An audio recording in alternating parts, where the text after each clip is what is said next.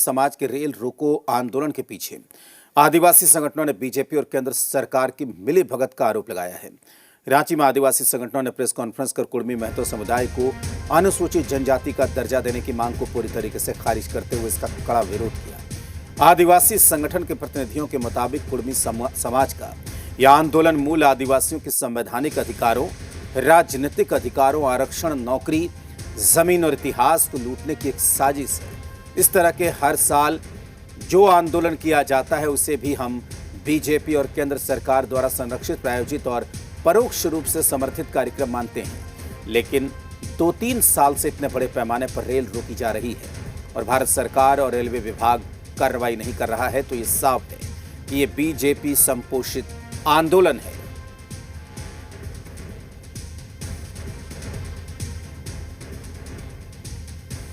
मोड़ पर आ गई है और सभी को लग रहा है कि कहीं ना कहीं सभी पार्टियों का, चाहे वो भाजपा हो, कांग्रेस हो, जेएमएम हो, जेएलकेएम हो या आजसू हो, सभी का समर्थन उनको मिल रहा है।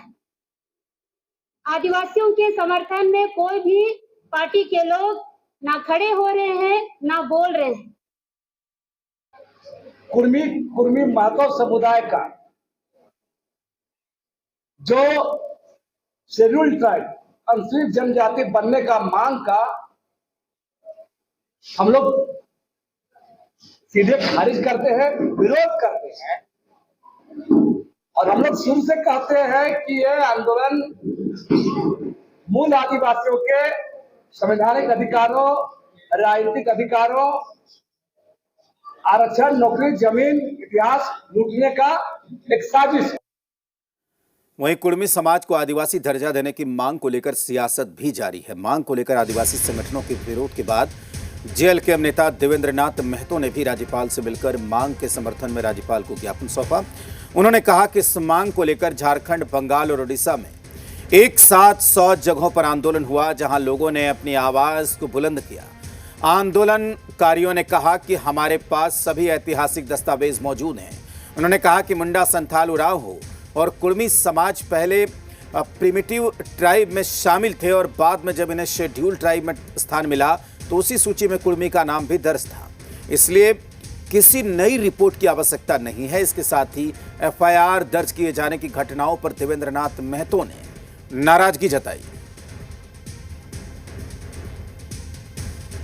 जो पहले प्रिमिटिव ट्राइब में थे और ये तमाम समाज को जो आज ट्राइबल में जो शेड्यूल किया गया है, उनको जिस पेज नंबर से किया गया है, उनको जिस पन्ना के आधार पे किया गया है, उसी पेज नंबर, उसी पन्ना पर जहां मुंडा का नाम है, जहां उरांव का नाम है, जहां संथाल का नाम है, जहां हो का नाम है, वहीं पर कुर्मी का भी नाम है। तो इसको अलग से कोई रिपोर्ट की आवश्यकता नहीं है। मौखिक तौर पर महामहिम राज्यपाल से हम भी बात किए हैं कि हम लोग ने ऐतिहासिक रेल टेका किया है और ये सामाजिक न्याय की लड़ाई है, ये लड़ाई किसी के विरोध नहीं है।